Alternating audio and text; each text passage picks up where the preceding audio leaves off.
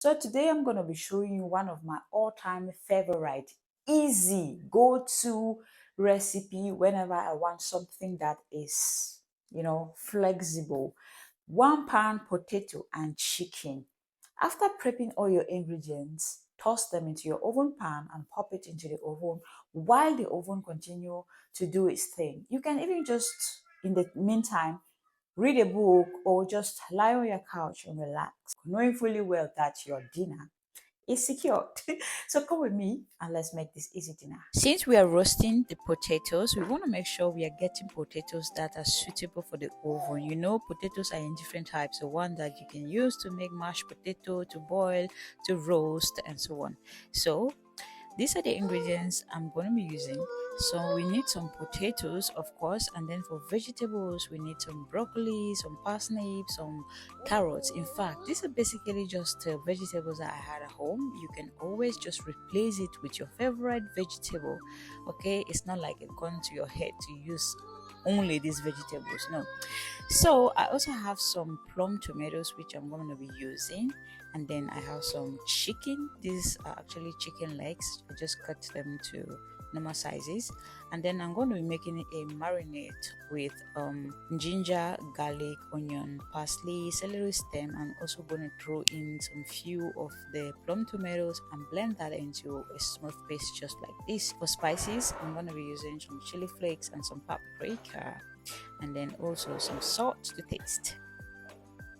So I already have some water boiling on the stove, and I'm gonna just cut my potatoes into quarters.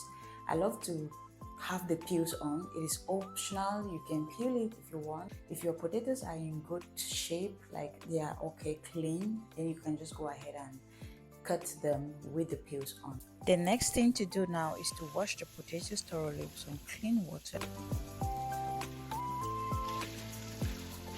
Cut them into quarters or into bite sizes.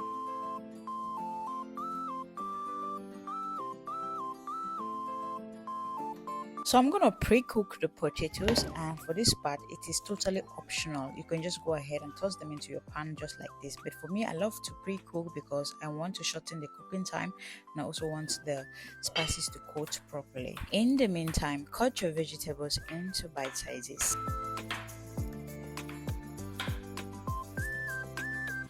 At this point, the potatoes should be ready, and you should also insert a toothpick or a skewer. They should just hold and not breaking. Now take them out, drain out the water, and then you proceed.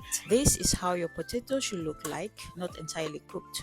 Now for the green seasoning, season with some salt and then add some paprika, and it is up to you to add some heat. As for me, I love heat, so just a tiny little bit is okay. Now mix that to combine. Combine your vegetables and then drizzle over some olive oil, then toss them together until it is well coated. Next, add in few tablespoons of that seasoned marinade. Mix until properly coated. Now this marinade helps the potatoes to stay moist and soft. That's how I like it. But you can actually just skip the marinade and season with just salt and black pepper. Get your oven pan and then throw in the vegetables. Spread them evenly and then cut some of the plum tomatoes and just throw them over. And this, we are going to put them into the oven for them to roast. While they are roasting, you're going to season the chicken with some of the marinade.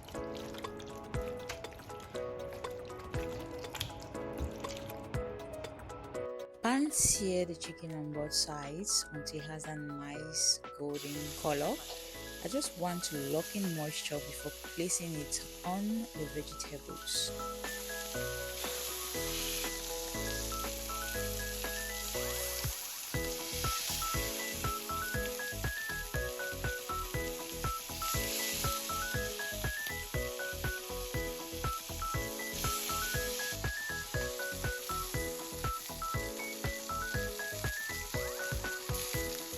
Take the pan out of the oven and add in your broccoli. This is the perfect moment for it. Now place the seared chicken right on top of the vegetables, making sure to pour over all those delicious pan juices from the chicken. Don't let any of that flavor go to waste. Brush the chicken with the remaining marinade, then return the pan to the oven so everything can finish cooking through.